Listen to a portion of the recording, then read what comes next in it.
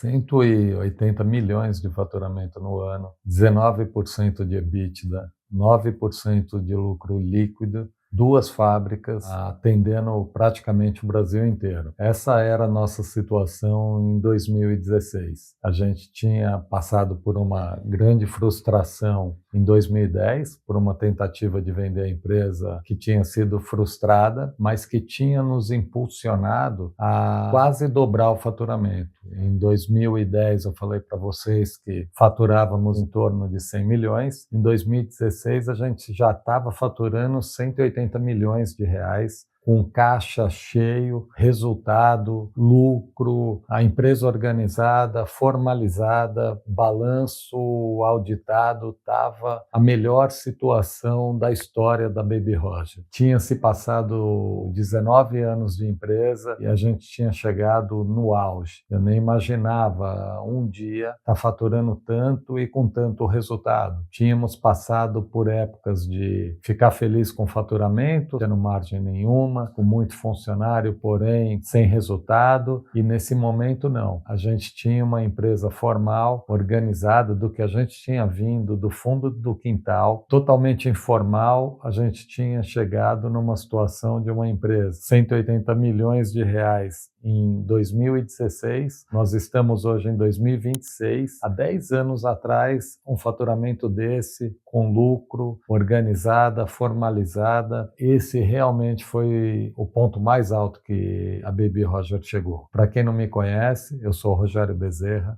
fundador da Baby Roger.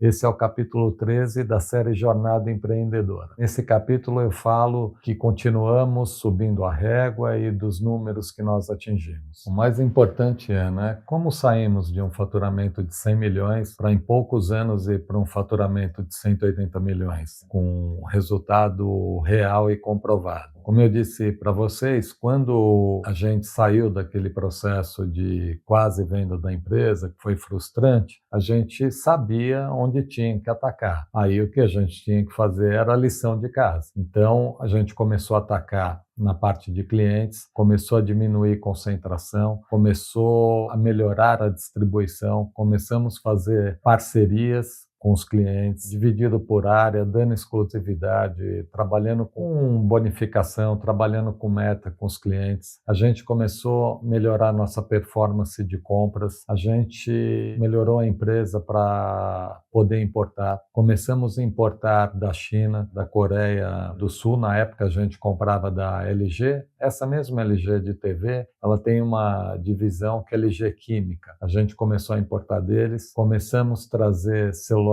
dos Estados Unidos. Eu estou falando em 400, 500 toneladas de celulose por mês. Chegava container toda semana para a gente. E a gente foi organizando. Então, a gente melhorando o cliente, melhorando compra, melhorando análise de crédito. Com tudo isso da organização, a gente melhorou nossos balanços, a gente conseguiu melhorar nossa taxa de juros que a gente pagava, a gente começou a melhorar em todas as pontas. E isso é a parte boa quando você começa a organizar uma empresa. Você começa a atacar todos os pontos. E o resultado apareceu. A gente tinha uma equipe maravilhosa, pessoal que, na sua grande maioria, tinha começado com a gente, desenvolvido dentro da empresa e crescido ao nosso lado, e esse pessoal conhecia a empresa também como ninguém, tinha cultura no sangue, e todo mundo faca nos dentes, trabalhando, crescendo, evoluindo, e os números mostravam que a gente estava no caminho certo. Então, tudo que a gente tinha sofrido em vários momentos para poder organizar a empresa, a gente estava colhendo naquele ano. Tudo que a gente tinha feito parecia que, como desde o primeiro dia que a gente fundou a Baby Roger, tudo que a gente fez nos levou àquele momento. Um momento de muita alegria, de muito sucesso, sentimento de dever cumprido. Estava dando tudo certo. 2 fábricas rodando, eficientes, com perda baixa,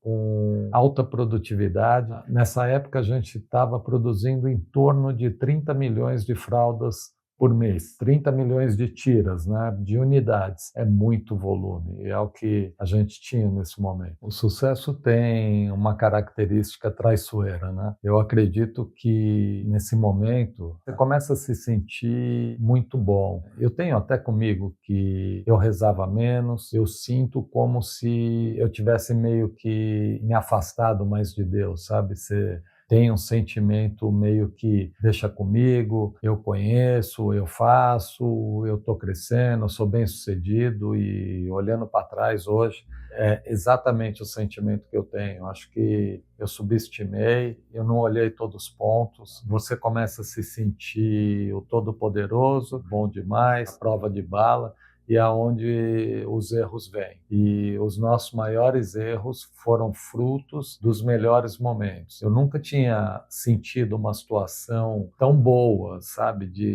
estar faturando muito, com muito resultado, com muita assertividade. Você começa a subestimar. De uma forma ou de outra, o sucesso sobe para a cabeça. Não que eu tenha deixado de ser um cara humilde, eu acho que não, acho que sempre fui um cara humilde. De alguma forma, eu comecei a tomar menos cuidado com os riscos do negócio. E não tem esse assunto numa empresa que você chegou aqui, você pode ficar tranquilo. Não, não tem esse papo. Você tem que tomar cuidado a todo momento, porque a qualquer momento que você fez besteira, você pode cair. E eu cometi erros graves, e não foram tantos. E não precisa também de 10 cagadas para ir mal. Você precisa de poucos erros bem grandes, pode complicar todo o negócio. E a gente errou, e errou feio. As lições aprendidas aqui nesse capítulo são, independentemente do tamanho que você esteja, nunca subestime, nunca deixe de olhar e nunca arrisque todas as fichas. Tome muito cuidado. Não importa o quanto você está crescendo, você